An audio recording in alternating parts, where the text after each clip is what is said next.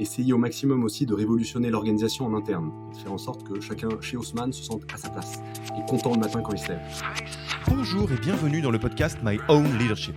Je m'appelle Alexis Eve et un mardi sur deux, je vais à la rencontre des managers des startups les plus impressionnantes pour rentrer dans les coulisses de ce qui leur a permis de construire leur leadership. De leurs apprentissages à leurs secrets de management, dans ce podcast, nous rentrons pragmatiquement dans les bonnes pratiques qui construisent jour après jour un leadership personnel qui tire toute une entreprise vers le haut. Haussmann, concrètement, Haussmann est une startup qui a pour mission de révolutionner ce que font les agences immobilières. Et si vous avez envie d'avoir les idées claires sur ce qu'il se passe chez vous du côté du facteur humain, nous avons pensé à vous et avons construit un test qui vous permet de savoir quels sont les enjeux humains qui devraient attirer votre attention, et également ceux sur lesquels vous surperformez déjà. Vous pouvez passer ce test en 10 minutes en allant sur www.yaniro.co/test. Le lien est disponible dans la description de l'épisode. Pour l'heure, je vous laisse avec l'invité d'aujourd'hui et vous souhaite une bonne écoute. Bonjour Stanislas, comment vas-tu ? Très bien, bonjour Alexis, merci de ton invitation, je suis ravi de parler un peu leadership avec toi. Eh ben écoute, merci d'avoir accepté notre invitation sur le podcast My Own Leadership de Yaniro. Là, on enregistre à distance, comme le veut la période. Tu es où d'ailleurs ? Tu es au bureau, tu es chez toi, tu es dans quel lieu ? Alors je suis resté à Paris parce que on avait de toutes les façons des contraintes familiales qui font qu'on a des enfants et qui vont à l'école, et d'autre part ça permet quand même de rester au plus proche des équipes qui, pour une partie, puisqu'on a des commerciaux, doivent rester à Paris pour continuer le business malgré les situations de confinement. Ouais, vous faites partie des entreprises qui a une partie de l'activité qui doit se faire entre guillemets comme en temps normal, quel que soit Alpha, quoi. Complètement. Ok, bon, on en profite pour passer un petit coucou à toutes les personnes qui bossent en ce moment-là. On vous souhaite du courage parce qu'on sait que c'est un petit peu difficile, donc, et ainsi qu'à toutes les personnes qui se retrouvent à travailler en situation normale dans cette période un peu particulière. Je viens de dire on va parler de Haussmann dont tu es cofondateur, je vais peut-être te laisser présenter Haussmann parce que comme le veut l'adage, tu le présenteras beaucoup mieux que moi. Ça, je sais pas, mais en tout cas, je vais essayer. Concrètement, Haussmann est une startup qui a pour mission de révolutionner ce que font les agences immobilières. On s'est fondé en 2017 sur la base d'un constat qui est que, en France, aujourd'hui, si tu veux vendre ton appartement, tu as pas de solution satisfaisante. Tu as concrètement 2 solutions: soit tu passes par l'agent immobilier traditionnel, que tout le monde connaît. Le problème, c'est que ça coûte très cher et que le service est pas forcément à la hauteur de ce que tu attends. En tout cas, c'est un service qui est très, très mal perçu par les Français, et quand je dis que ça vaut très cher, c'est vraiment très cher puisque, le modèle des agences immobilières, c'est de prendre 5 du prix d'un bien. À Paris, en moyenne, tu es sur une transaction à 600 000 €, ce qui veut dire qu'en moyenne, à Paris en tout cas, ton agent immobilier va te coûter 30 000 €. Donc c'est très cher. Tu as une autre solution si tu veux pas passer par l'agent immobilier traditionnel, c'est de faire du particulier à particulier. Donc concrètement, d'utiliser des sites que tout le monde connaît, type Le Bon Coin ou PAP. Mais alors là, le problème, c'est que ça te coûtera pas cher, on est bien d'accord. Par contre, il n'est pas certain que tu y arrives. Quand on regarde les statistiques de vente, tu as seulement 3 particuliers sur 10 qui arrivent à vendre en direct. Et puis, même quand ils y arrivent, c'est extrêmement chronophage. Et donc concrètement, c'est ce pain-là qu'on a cherché à résoudre chez Haussmann. Et on a créé un service qui prend en charge 100% de ta vente immobilière pour un tarif fixe de 4 900 €. Donc on a complètement changé le business model et avec une expérience de vente qui se veut la plus exceptionnelle possible. Et on Hmm. aparté sur le business model parce que c'est super important.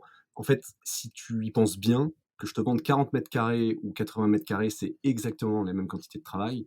Et du coup, il n'y avait aucune raison de prendre 2 fois plus d'argent dans un cas que dans l'autre.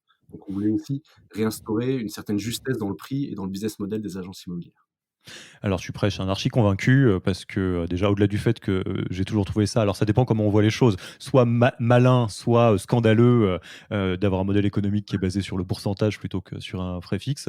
Moi je compte bien et je ne l'ai jamais caché à Stanislas, passer par Haussmann dans ma prochaine transaction immobilière parce que j'ai hâte de découvrir à quoi ça ressemble et en plus j'attends, plus Haussmann va se développer et faire un service qui est au top, donc je suis pas pressé.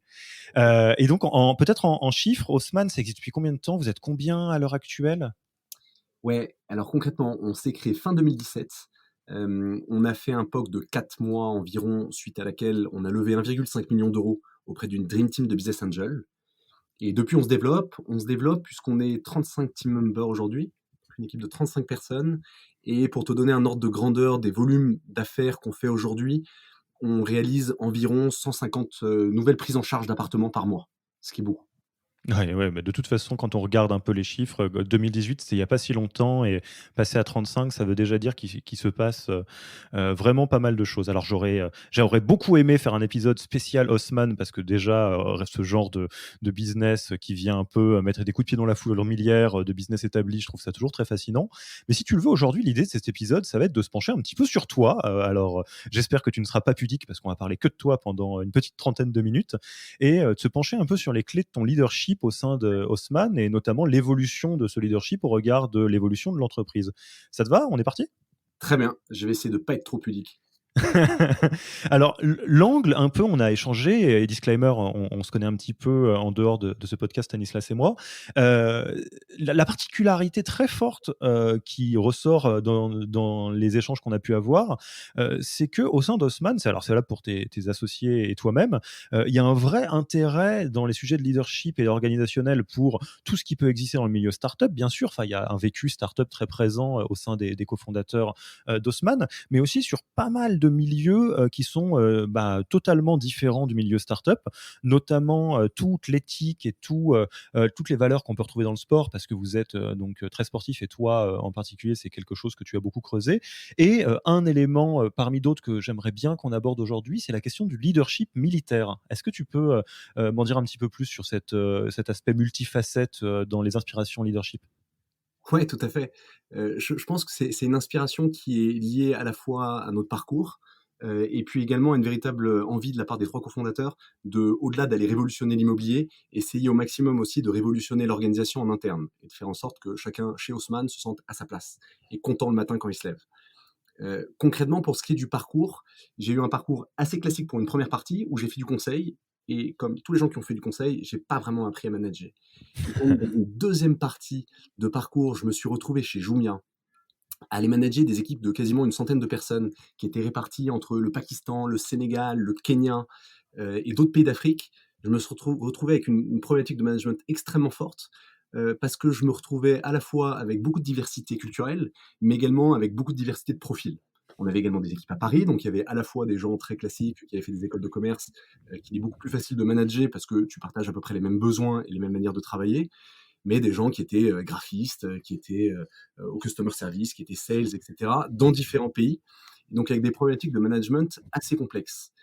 Et donc, en m'intéressant à toutes ces problématiques de management et de leadership, j'ai redécouvert le management militaire. Alors, quand je dis redécouvert, c'est parce qu'il y a un petit peu d'atavisme familial là-dedans aussi, parce qu'une partie de ma famille vient du monde militaire. Et donc, du coup, je m'y suis intéressé en me disant que quand même, l'armée était une très, très, très vieille institution qui, du coup, avait beaucoup d'expérience sur le management humain, concrètement, et comment arriver à faire adhérer les gens à une cause qui les dépasse.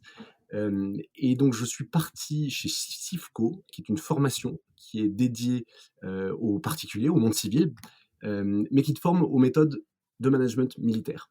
Et donc, en m'intéressant à tout ça, j'ai découvert un management très différent de ce qu'on imagine. On imagine toujours le management militaire comme quelque chose de très top-down et très brutal. En réalité, je crois que c'est la première fois que j'ai vu un management qui soit à la fois aussi empreint de bienveillance et d'exigence. Et donc on pourra développer derrière, mais ça a été une véritable épiphanie. Et donc du coup, par la suite, je me suis beaucoup, beaucoup inspiré de ce qui se fait dans l'univers militaire, effectivement. Mmh.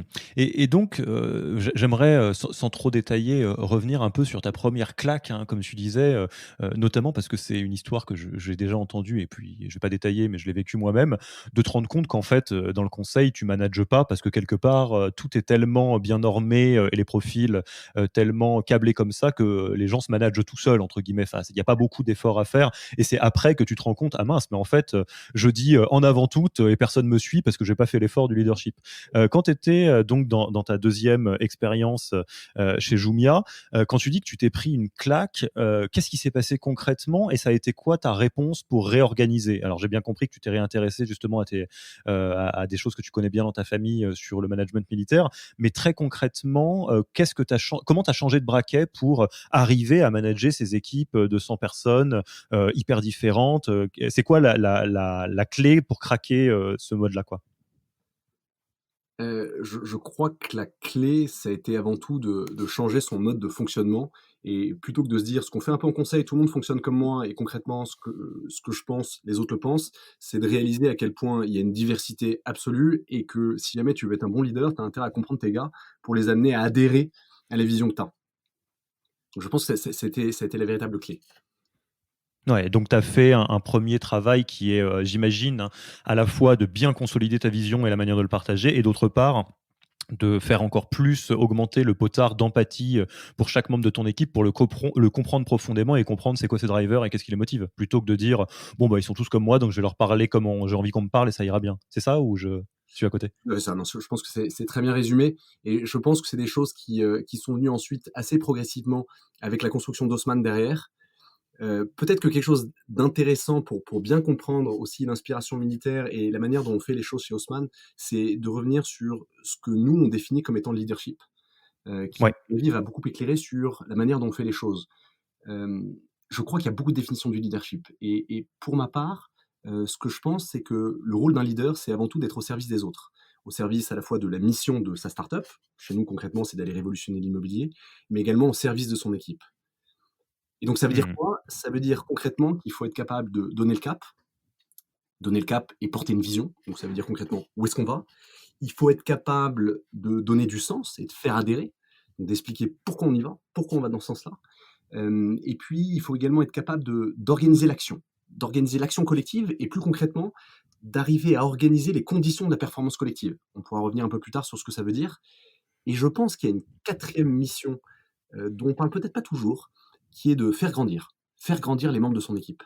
Et ça, je pense que c'est super important. J'ai eu une véritable épiphanie le jour où j'ai lu que la racine du mot autorité en grec, c'est faire grandir.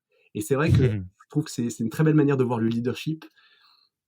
Je crois qu'une autre manière assez belle de voir le leadership, c'est une définition qu'on m'a donnée un jour, qui consiste à dire que le leader, c'est la personne qui amène l'autre à donner le meilleur d'elle-même. Je trouve que Mmh. c'est une définition du leadership assez inspirante. Et une bien belle définition effectivement et donc ce que je trouve, très intéressant, c'est que par toutes ces expériences, tu as pu, construire un modèle un peu maison des 4 piliers de ta définition ou de votre définition du leadership et donc au moment où tu crées l'aventure Haussmann, est-ce que c'est quelque chose que tu as en tête entre guillemets, clairement modélisé comme ça et où tu te dis: «Voilà, bah, non, mon job, c'est aussi de consolider, le cap, d'arriver à le partager et de lui donner du sens, d'organiser l'action et de faire grandir les choses» et au milieu d'autres choses, parce que bah, quand tu as une personne ou deux personnes dans la boîte, tu es un peu couteau suisse, tu considères que ton job avant tout c'est ça et donc quelque part tu t'auto-évalues sur ces 4 critères. Enfin, comment tu organises ce modèle au quotidien? Alors c'est venu de manière très, très progressive parce qu'effectivement, c'est une vision qui a été, construite et co-construite, avec mes associés au fur et à mesure. Je pense qu'on a eu 2 gros challenges chez Haussmann. C'est d'une part qu'il a fallu réorganiser notre organisation tous les 6 mois. Tu bien, la taille de ton équipe change, les enjeux de ton business changent et donc il faut être capable de repenser les choses, de repenser une organisation efficace qui va changer tous les 6 mois et donc c'est pour ça que tu construis de manière très progressive et quand je dis une organisation efficace, c'est concrètement être capable d'orienter toutes les forces individuelles, tous les talents des membres de ton équipe dans le même sens. Donc ça, c'était le premier challenge et je pourrais te dire concrètement ce qu'on a mis en place.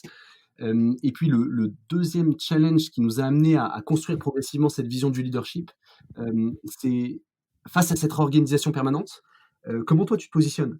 Et ça, c'est un véritable challenge auquel je m'attendais pas du tout, c'est d'être capable de trouver sa place et de te dire, toi, en tant que cofondateur, où est la juste place? Quel est le juste milieu que tu dois avoir entre la partie vision et organisationnelle et la partie exécution? Quel est le bon niveau de délégation? Et cetera, qui sont des problématiques probablement très classiques pour tout cofondateur, mais auxquelles je m'attendais pas forcément. J'ai eu l'impression qu'on est passé, et c'est probablement la même histoire pour tous les entrepreneurs, mais d'une première étape où tu fais tout toi-même, tu conçois, tu exécutes, en passant ensuite par une étape où tu vas faire. Donc concrètement, tu es manager et tu es là pour faire avancer les choses. À une étape un peu plus ultime où tu deviens progressivement leader, où là, tu fais plus vraiment avancer les choses, tu fais avant tout avancer les gens. Ouais. Et donc, il y a eu une construction progressive de cette vision qui d'ailleurs va continuer à évoluer, à mon avis, hein. Les 4 piliers que je te cite sont les 4 piliers qui nous paraissent importants actuels, mais qui vont probablement évoluer au fur et à mesure. Mmh. Alors moi, si tu le veux bien, effectivement, c'est le problème de ces épisodes quand ils sont passionnants, c'est qu'on aura la tentation d'aller, dans toutes les directions. Moi, j'aimerais bien qu'on commence par vraiment les pratiques que tu as consolidées, pardon, à l'instant T, parce que tu as raison, hein, le Haussmann d'il y a, 1 an et demi, c'était de la science-fiction par rapport à ce Haussmann-là et tout le mal que je vous souhaite, c'est que ce soit pareil pour le Haussmann de dans 1 an et demi et moi, j'aimerais bien peut-être, parce que cette modélisation, elle est très claire, que tu puisses me partager des pratiques très concrètes ou des méthodes, des tips qui te permettent quelque part de donner le meilleur de toi-même sur chacun des caps. Et peut-être, alors ça serait la cerise sur le gâteau, que tu puisses nous donner l'origine ou l'inspiration, si c'est quelque chose qui vient vraiment du monde startup, du monde militaire ou du monde du sport. Ça te va si on essaye de les faire un par un? Alors j'imagine bien que tu t'es même pas représenté les choses comme ça, mais je vais peut-être t'aider à te faire accoucher de ce genre de choses. On va essayer. On va essayer. Ce qu'on peut se dire déjà, c'est que concrètement, qu'est-ce que ça veut dire pour nous une organisation efficace? Donc Ouais, on disait, absolument. c'est être capable d'aligner toutes les forces et tous les talents de tes gars dans le même sens pour qu'ils collaborent ensemble pour la mission Haussmann. Et donc nous, on considère que ça veut dire que le cap et la mission est extrêmement clair. Chacun sait ce qu'il doit faire, là où il doit aller et ce qu'il doit accomplir. Ça, c'est le premier élément. Le deuxième élément, c'est de définir clairement son champ d'action et de moyens. Quel est le cadre dans lequel il peut agir? Et à l'intérieur de ce cadre-là, la personne a toute autonomie, toute la liberté qu'il faut pour être capable de réaliser la mission. Donc, Alors, attends, tu vas beaucoup trop vite là, parce que là, je vois qu'on est déjà dans l'organisation de l'action collective, ça veut bien dire que vous l'avez bien réfléchi. Mais tu vois, là même, la première partie, faire en sorte que le cap soit extrêmement clair et partagé. Ça, de manière très concrète, comment vous vous y prenez? Comment vous vous assurez d'être au bon niveau de clarté de ce cap? C'est quoi ta technique pour à la fois arriver à bien le formaliser et à bien le partager? ouais, Je pense qu'on peut faire chaque pilier comme ça, hein, si ça te va. c'est une excellente question. Je vais peut-être dire avant ça, là où on s'est Ouais. foiré, pour que tu comprennes bien comment on en est venu là. En fait, on s'est vraiment foiré le jour où on a commencé à déléguer des gros projets. Ça a été un échec total. Ça a été un échec total justement parce que le cap était pas clair. On n'avait pas très clairement défini avec les personnes qui étaient en charge de ce projet-là ce qu'il fallait faire. Et puis, on pense que les leads et les membres de l'équipe qui étaient en charge de ce projet-là ne se sentaient pas, malgré toute la bonne volonté qu'on avait mis sur l'empowerment, etc., pleinement honneur du sujet et pleinement en mesure de décider ce qu'il fallait faire pour arriver à accomplir le projet. Et donc, du coup, on a réalisé à ce moment-là qu'il était super important d'écrire une méthode, une méthodologie commune chez Haussmann, connue par tous, qui est vraiment le cadre de travail. Et donc, ce qu'on a fait Mmh. chez Haussmann, c'est qu'on a écrit notre propre méthode projet, que je pourrais te partager si tu veux. Je peux t'en donner quelques éléments. Ouais, Euh, bien sûr, avec plaisir. je pense que les grands principes, avant de te dire très concrètement comment on fait, c'est que on cherche toujours à donner du sens. Donc, quoi qu'il arrive, si on file un projet à quelqu'un, on lui donne le sens, pourquoi il doit le faire. On lui donne, comme on se le disait, un cap clair. Et comment on donne ce cap clair? Eh ben, on utilise beaucoup les méthodes OKR, comme beaucoup d'autres startups. Objectif, Mmh. résultat.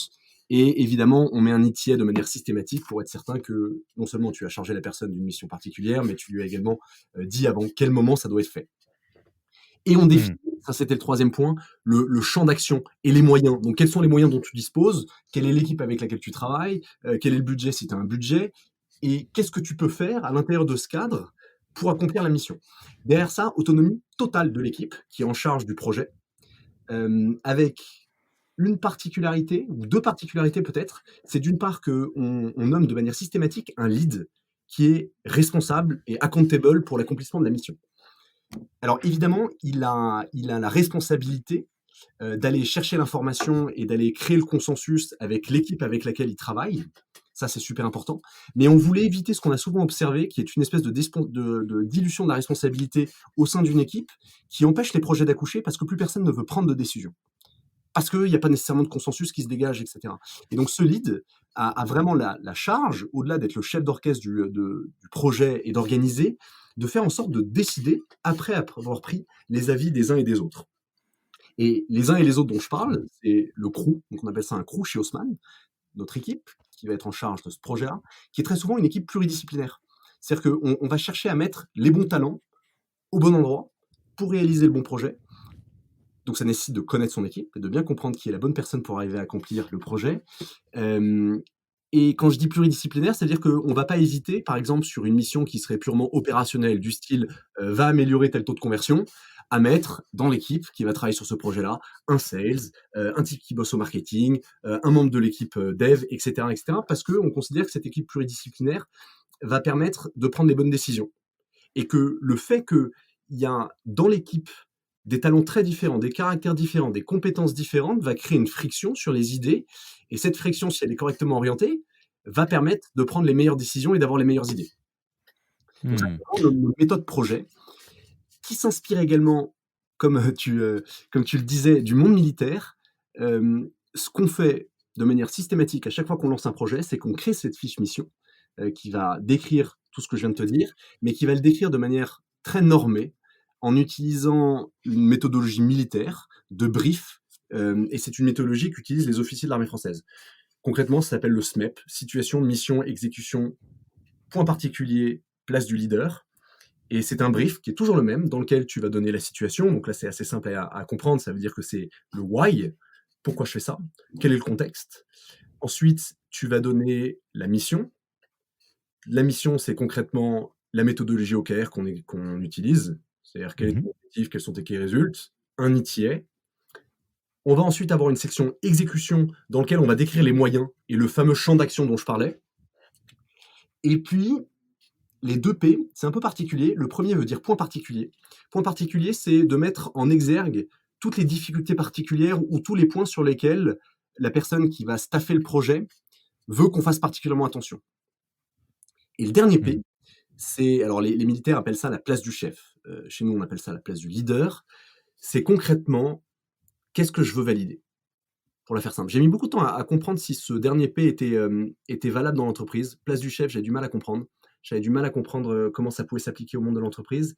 Et puis en fait, en réfléchissant bien, il est vrai que avec la délégation totale que tu peux donner à une équipe en disant démerde-toi pour réaliser ce projet-là, il n'empêche que tu as très souvent besoin d'un certain nombre de points de validation. Soit parce que tu veux être certain qu'on suit bien le bon cap, soit parce que tu veux être certain que la vision est bien respectée, soit parce que la personne est peut-être junior, et donc du coup il faut l'aider plus régulièrement qu'une personne qui est plus senior, etc., etc. Et donc cette place du leader te permet vraiment de détailler et qu'il soit très clair dès le début du projet quels sont les milestones et quels sont les points que tu vas vouloir valider. Hmm. Que ce soit Ouais, un cadre assez cohérent dans lequel tu as chargé une équipe d'une mission, ils se démerdent pour la réaliser. Et donc c'est très très très résultat orienté. Quelle est la manière de le faire, on s'en fiche. C'est vraiment, c'est ça le cap, débrouille-toi pour y arriver. et là, effectivement, tu as bien fait de poser les bases, en tout cas dans l'échange qu'on est en train d'avoir, sur ce mode projet un peu maison, parce qu'on retrouve quelque part toutes les cases cochées de votre modèle de leadership, parce que effectivement, une équipe qui s'organise là-dessus a une idée très claire de ce qu'elle doit faire et du sens que ça a. Enfin, typiquement, améliorer un pourcentage un taux de conversion, j'imagine, c'est dans un cadre plus global. Vous organisez l'action collective en assurant de la pluridisciplinarité de talents et de profils pour améliorer un peu la performance collective. Et mécaniquement, tu as une place du leader qui n'est pas totalement absent, mais qui laisse de la place à l'autonomie, tout en étant là pour à la fois s'assurer de la qualité, de la performance, et potentiellement pour faire grandir certaines personnes sur le chemin, j'imagine. Complètement. C'est très bien résumé. Ouais, on y est. Et alors donc du coup, cette dernière partie là, faire grandir, l'équipe, toi dans ton job, au quotidien, c'est quoi les outils que tu as à ta disposition? Alors à la fois toi en tant que Stanislas et toi, dans les moyens que tu peux mettre à disposition via Haussmann. C'est quoi, selon toi les manières, les meilleures manières de faire grandir une équipe? Est-ce que ça passe par la délégation, le feedback, par la mise de moyens, la formation? Enfin, comment vous vous y prenez? Ah, encore une très bonne question. Je pense qu'il y a plein de manières de résoudre cette problématique de faire grandir. Ce qu'on a mis en place chez Haussmann, c'est plusieurs choses. D'une part, je pense que c'est un état d'esprit et vraiment se mettre en permanence, toi en tant que leader, dans la position de je veux faire grandir l'autre. Et de faire en sorte que chacun des membres de ton équipe, à la fin, devienne meilleur que toi-même sur toutes les compétences que tu as. Et donc, je dis que c'est un état d'esprit parce qu'il y a des choses qui sont très formelles dont je vais te parler, mais il y a aussi beaucoup de choses qui sont très informelles, qui est qu'à chaque fois que tu briefes quelqu'un, essayer de prendre l'occasion de lui transmettre quelque chose que tu sais, de lui donner Mmh. de contexte, de toi-même transmettre ce que tes propres managers t'avaient appris à l'époque. Donc, ça passe vraiment par ces petits moments informels où au quotidien, tu essayes de distiller un peu de savoir et de transmettre ce que tu sais. Donc ça, c'est le côté spirit. Et sur ce qui est un petit peu plus cadré, on fait différentes choses. Alors d'une part, comme beaucoup, beaucoup, beaucoup de startups, j'imagine, on a des performance reviews Mmh. tous les 6 mois, avec un fichier très clair qui permet de normer la performance, quelle que soit l'équipe, et également de normer la performance sur les soft skills. On a également beaucoup, beaucoup de one-to-one, donc ça, je pense que c'est un outil qui est assez puissant, honnêtement. À chaque fois qu'on l'utilise, on est quand même très content. Chaque équipe s'organise un peu comme il entend, mais de manière générale, tous les managers ont des one-to-one réguliers avec les membres de leur équipe, et quand je dis régulier, c'est toutes les 2 semaines. Et donc, ce one-to-one est un moment, alors, relativement informel. Il est certes booké dans le calendrier, mais on suit pas un frame particulier, contrairement aux performance review. C'est plus un moment où tu vas faire un feedback, aux membres de ton équipe, en lui disant à la fois ce qui est positif, pour le dire, mais en lui disant également quels sont les points d'amélioration et comment il peut s'améliorer. Et donc tu essaies de te mettre dans une position de coaching où, non seulement tu lui amènes toi-même des éléments d'amélioration, parce que tu l'as vu avec le recul que tu as, mais tu as aussi beaucoup de choses où tu demandes tout simplement à la personne: «Qu'est-ce que tu penses pouvoir faire pour t'améliorer? Qu'est-ce que tu penses être tes points d'amélioration?» Et le fait de faire un suivi comme ça régulier toutes les 2 semaines, permet vraiment à la personne de grandir. Mmh. Donc ouais, donc vraiment et je retiens ce que tu dis et je le souligne pour celles et ceux qui nous écoutent parce que c'est important. Hem, sur ces sujets-là et bien souvent dans le leadership, c'est pas rocket science, il y a pas des silver bullets ou des choses qui sont des choses qui changent énormément la donne. C'est le faire, avoir le bon état d'esprit et le temps dans le calendrier de le faire avec, persistance. Parce qu'effectivement, tu l'as dit et je te rejoins, un one to one ou des performance reviews, c'est pas quelque chose de très complexe en soi, mais à partir du moment où c'est dans le calendrier, qu'il y a des points de contact réguliers entre chaque manager et chaque membre de son équipe et que en plus de ça, toutes les personnes qui sont en position de management ont vraiment cette intention de se dire: «Mais qu'est-ce que je peux faire pour faire grandir chaque personne de mon équipe jusqu'à ce qu'il me dépasse grandement?» Mécaniquement, ça finit par, porter ses fruits, en fait. Complètement. Et je Mmh. pense que le point que tu viens de souligner est super important, c'est la régularité. C'est pas sorcier, mais par contre, il faut avoir, un peu de courage et de résilience pour être certain que tu tiens ces points qui sont dans les calendriers et que tu trouves pas toujours une bonne raison business pour le décaler. Et je pense que tous les gens qui ont monté des startups le savent, on a beaucoup, beaucoup de bonnes raisons de décaler ces points dans le fighting, mais je pense qu'on a beaucoup, beaucoup à gagner à faire en sorte que, quoi qu'il arrive, on prend ce temps-là pour ses équipes, pour les faire grandir. Et je pense que ça va aussi avec la vision, que nous avons chez Haussmann, mais qui, je pense, est partagée par beaucoup d'entrepreneurs, que ton premier facteur clé de succès, au-delà des bonnes idées de tes process, et cetera, ton product, c'est avant tout ton équipe. Donc si tu prends pas soin de ton équipe, si tu prends pas soin de faire grandir les gens qui travaillent pour Haussmann, tu pas loin, tu pas loin. Je pense que tu peux tout à fait imaginer avoir des très, très, très bons résultats opérationnels à court terme, sans prendre soin de tes équipes, et on le voit très bien dans certaines organisations, ça fonctionne. Mais je pense que c'est un pari de court terme. C'est un pari de court terme, ça c'est une première chose. Donc si tu veux investir sur le long terme, tu as intérêt à faire à prendre en tout cas particulièrement soin de tes équipes. Et d'autre part, et ça je l'évoquais en début d'interview et d'entretien, il y a une question d'éthique derrière. Et je pense que les 3 cofondateurs d'Haussmann partagent cette même vision et cette même envie de faire grandir les gens qui rejoignent le projet Haussmann. Ouais et ça, c'est un point sur enfin, ça m'amène une réaction qui, moi, c'est vraiment ce que je vois dans mon métier, je voulais juste le partager, c'est, hem, je vais me mettre les pieds dans le plat. Je pense que la très, très, très, très vaste majorité des entrepreneurs que j'ai rencontrés de différentes manières font des boîtes pour des bonnes raisons. J'ai vu très peu de gens cyniques, dans le milieu entrepreneuriat, français, quel que soit le projet, mais la plupart sont mus par une envie d'avoir un impact, de changer les choses, positivement ou au moins, de créer un espace de liberté pour eux et pour les autres.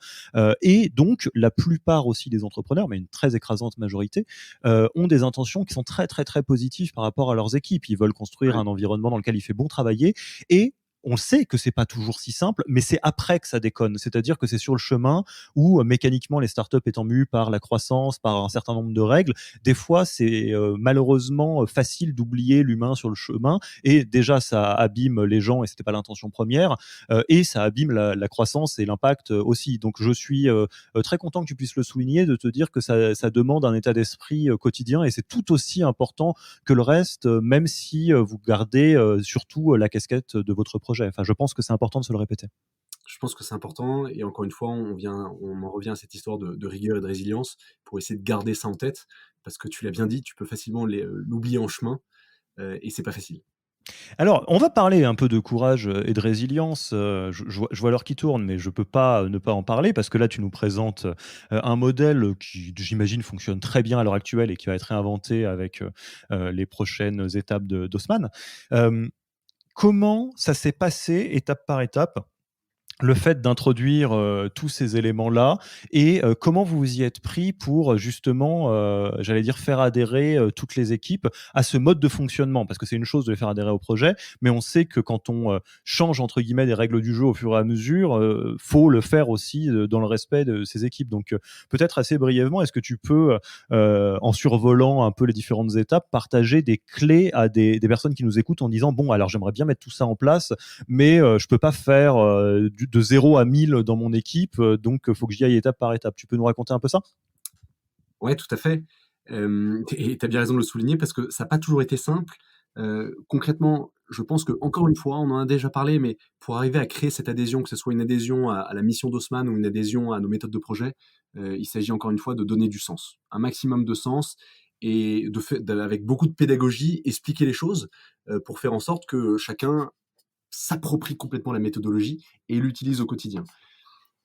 Il y a autre chose qu'on a mis en place au fur et à mesure, c'est que, on a essayé de co-construire les solutions au maximum et ça, je pense que Mmh. c'est un facteur d'adhésion très fort. Il y avait évidemment la vision qu'on avait à l'origine et puis il faut bien lancer le projet.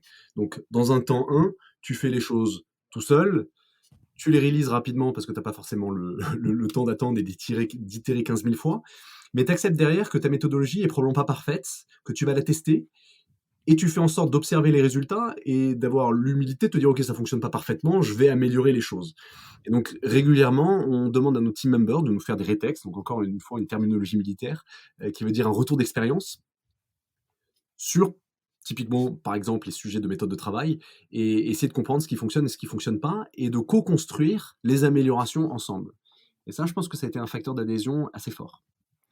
Ouais, donc si je me mets un peu, in situ, j'imagine que ça passe et on retombe sur vos 4 piliers par, avouer ou en tout cas, mettre les pieds dans le plat vis-à-vis de vos équipes en disant: «Bon, on est d'accord que la méthode actuelle de fonctionnement sur tel ou tel sujet ne marche pas ou est obsolète ou en fait il y avait rien et il faut qu'on s'organise» et arriver à co-construire, la manière de travailler, avec les principaux intéressés, tout en introduisant, bah, typiquement des choses qui viennent de l'extérieur et c'est votre job, hein, en tant que dirigeant, d'avoir justement cette fenêtre vers l'extérieur. Donc c'est comme ça que vous y êtes pris, quoi. Et donc mécaniquement, ça donne du sens. Ouais, complètement. Complètement et je rajouterai un dernier point, c'est que, c'est l'efficacité de la méthode, en fait. Si ça marche pas, t'arrêtes et de toute façon, personne ne va y adhérer parce que tout le monde va essayer. C'est ce qu'on demande beaucoup aux équipes. On leur demande: «Vous y croyez peut-être pas au début, faites en sorte au moins de tester». On teste ensemble. Si ça fonctionne pas, on arrête ou alors on itère et on change les choses pour l'améliorer.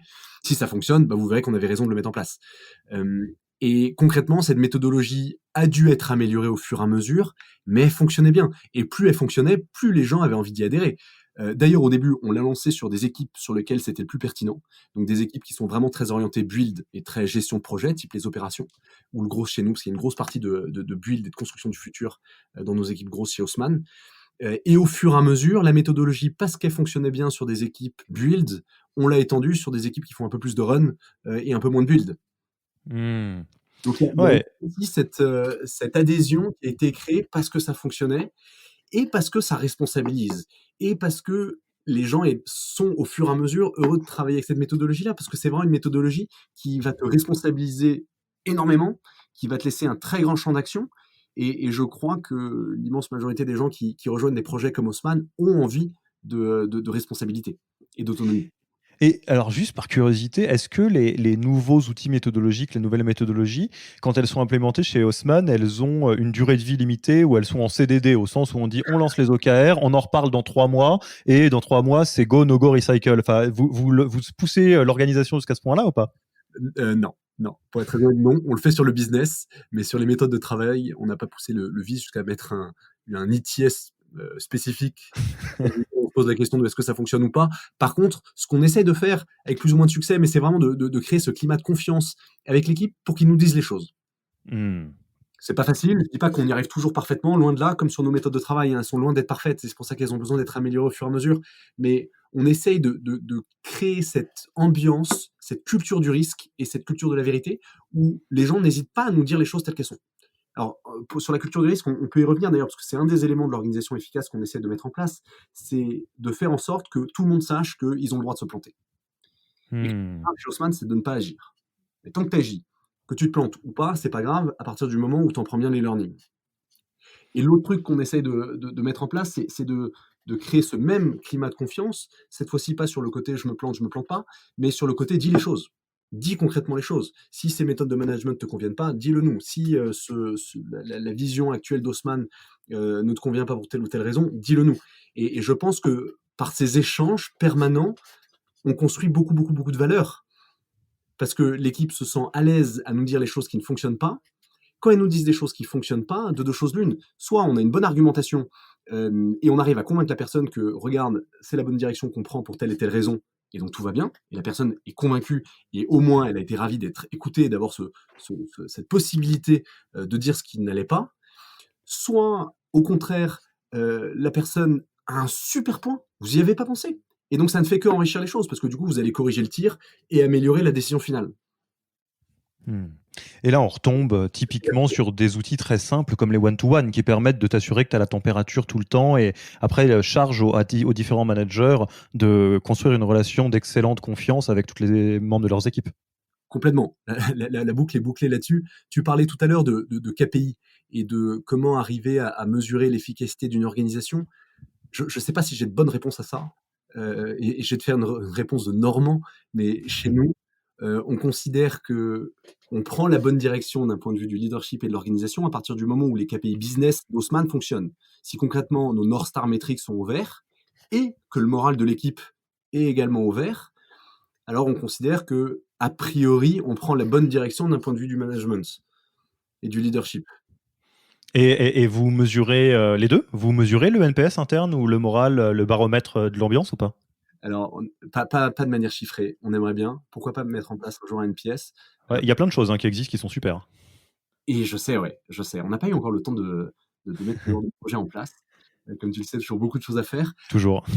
Par contre, on essaye vraiment, via les one-to-one, de prendre la météo Haussmann, d'essayer de comprendre. Et on s'aperçoit très bien qu'il y a des cycles dans les vies d'une entreprise. Il y a des moments où globalement, tout le monde voit les choses de manière plutôt positive, des moments où, au contraire, c'est un peu plus difficile. Et donc, au-delà des KPI purement business, l'autre indicateur de la santé d'Haussmann, c'est cette météo Haussmann. Est-ce que ça fonctionne ou pas? Donc, pas de KPI précis là-dessus. Par contre, beaucoup de one-to-one qui te permettent de capter est-ce que ça se passe bien ou non. Et d'ailleurs, peut-être un petit tips là-dessus, ça marche assez bien en général d'avoir quelques personnes qui sont des personnes qui naturellement ont cette sensibilité de savoir si les autres vont bien ou pas, avec qui tu parles régulièrement. Il ne s'agit pas de faire de la délation ni quoi que ce soit, parce qu'il n'y a pas de noms qui sont donnés, mais cette personne-là va t'indiquer le moral des troupes, concrètement. Va te dire si les gens vont bien ou pas bien. Ouais, tout à fait, ouais. Il y a des profils, de ce genre-là qui sont, alors tu peux les retrouver, suivant le canevas que tu utilises en termes de personnalité sous différentes appellations, on c'est les verts, hein, dans le disque, si on les reconnaît et c'est vrai que c'est, une force énorme de ce genre de profil que d'être capable de sentir très fortement, même en souterrain la météo entre guillemets des troupes comme tu dis et je reviens sur ce que tu disais et on va peut-être tranquillement atterrir à partir de ça. Moi j'aime beaucoup le bon sens paysan de ta réponse de Normand sur les questions d'organisation et de leadership en disant de toute façon tu peux faire toutes les vanity metrics, les KPI intermédiaires que tu veux. À la fin du fin, la question d'une bonne organisation du travail, d'un bon leadership et donc de tous ces éléments au beau fixe, ça se résume à deux éléments. Un, les North Star Metrics business, parce que quel que soit le projet que tu es, que ce soit un projet entre guillemets financier ou à impact, il y a une North Star Metric et tout est censé abonder dans ce sens-là. Et d'autre part, la météo globale de l'équipe, parce qu'on pourrait imaginer que si tu as la North Star Metric projet qui est au top et l'équipe dans le rouge, c'est que tu es en train de tomber dans le travers que tu décrivais au début, de presser tes équipes court terme pour du business et c'est une très mauvaise idée à la fois pour l'éthique et pour le projet au long terme. Et inversement, si tu as une équipe où tout le monde est au beau fixe, mais les KPI ou la North Star métrique du projet n'est pas au beau fixe, tu es en train de créer un bon salon de thé dans lequel il fait bon vivre, mais pas nécessairement soit une équipe de sport qui est censée gagner la coupe, soit des troupes qui sont censées organiser une opération ou une mission. On est bien d'accord. L'objectif, c'est pas de créer un BDE, loin de là. Tout à fait. Il faut arriver à trouver ce juste milieu, effectivement, entre l'efficacité et la bienveillance. Mais c'est pas antinomique. Les deux Oui, peuvent c'est les deux. Il faut les deux, absolument. les deux. On est bien d'accord. Bon, bah écoute, on va passer tranquillement à la fin de l'interview. Je te remercie, Stanislas. Déjà, peut-être question de base, où est-ce qu'on te retrouve? On a envie d'engager la discussion avec toi, de parler soit d'Haussmann, soit de leadership. C'est quoi le canal préférentiel pour toi? Oh, bah écoute, je crois que le plus simple, c'est LinkedIn. LinkedIn, donc avec la règle qui va bien avec LinkedIn, comme chacun sait, c'est ne vous impatientez pas si on répond pas dans les 5 minutes. Tout le monde a pas mal de choses qui se passent sur sa boîte LinkedIn, mais en tout cas, on sait que c'est le bon endroit où te trouver. D'autre part, c'est quoi le livre, podcast, blog, enfin, en tout cas la ressource que tu recommanderais à des personnes qui souhaiteraient développer leur leadership personnel en startup? Super question. Je pense qu'il y a beaucoup, beaucoup de pistes à explorer. Je pense que sur ce sujet, en fait, ce qui est super important, c'est d'arriver à élargir ses horizons au maximum et aller chercher beaucoup de sources d'inspiration à droite à gauche. Je pense pas qu'il y ait de recette miracle du leadership et j'ai jamais lu un bouquin où je me dise, OK, ça y est, j'ai la recette miracle. Je pense qu'il faut vraiment aller s'inspirer de choses à droite à gauche. Et là-dessus, il y a beaucoup de littérature très classique qu'on connaît dans les startups. Et je pense que beaucoup de tes invités les ont déjà cités, mais type Lean Startup, Reinventing Organization, The Hard Thing About the Hard Thing, ou Simon Sinek, que j'aime beaucoup. Le Start Ouais. with Why, je le trouve très inspirant. Je le trouve également très inspirant, Leader It Lasts. Mais je pense que cette littérature de startup n'est pas la seule, loin de là. Tu te doutes bien que, pour ma part, il y a eu beaucoup d'inspiration militaire. Euh, et il y a un bouquin que je pourrais recommander, c'est le livret bleu du commandement, qui est concrètement le petit livret qu'on remet à tous les officiers futurs officiers qui font Saint-Cyr.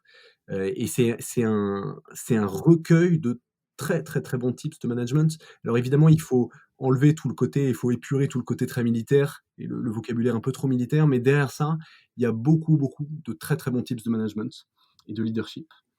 Et puis, si on veut aller un peu plus loin, il y a cette formation dont je te parlais au début d'interview, CIFCO, donc Saint-Cyr Formation Continue, qui forme les civils aux méthodologies de leadership des officiers français.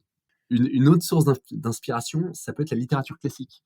Il y a beaucoup, beaucoup de choses à découvrir là-dedans. Et pour ma part, c'était une grande source d'inspiration. Alors, bien sûr, il y a toutes les biographies des grands leaders, type les Nelson Mandela, les Churchill, les Charles de Gaulle et autres.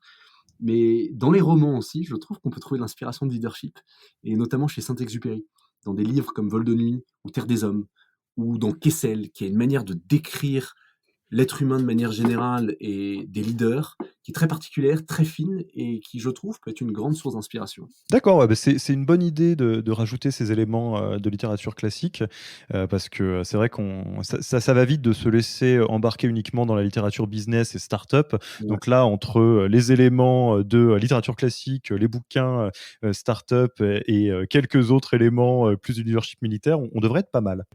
Et donc tu connais le format de ce podcast et on aime beaucoup partager, les personnes qu'on trouve le plus inspirantes et c'est pour ça qu'on enregistre ces discussions. Toi, ça serait qui la personne que tu trouves le plus inspirant et que tu aimerais, voir passer, derrière le micro du podcast Yaniro sous réserve qu'il ou elle ait le temps et soit d'accord, bien évidemment. Mais donc c'est qui le ou la leader qui, t'impressionne le plus? Alors, il y en a beaucoup, et je suis pas sûr de pouvoir t'aider en te donnant des noms dont je n'ai pas le contact et derrière que tu n'arriveras pas à faire venir directement sur ton podcast. Donc, On m'a déjà dit Elon Musk, hein, je suis sur le ouais. coup, mais ça prend du temps.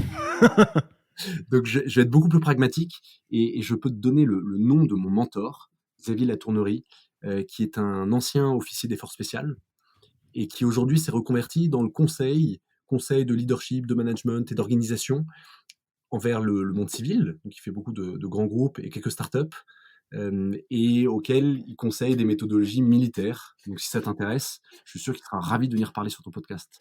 Ah bah, écoute, Xavier, si tu entends, parler de moi et que rétrospectivement tu écoutes, l'épisode avec Stanislas, tu sauras d'où ça vient, mais je pense qu'on aurait un très bel épisode pour approfondir justement ce que le leadership militaire a à nous apprendre sur le leadership en général, donc ça serait avec plaisir.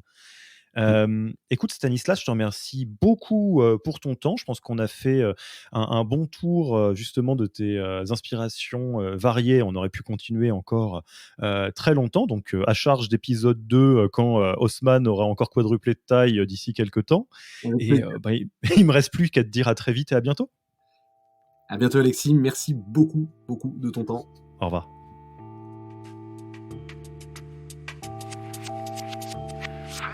Merci d'avoir écouté cet épisode.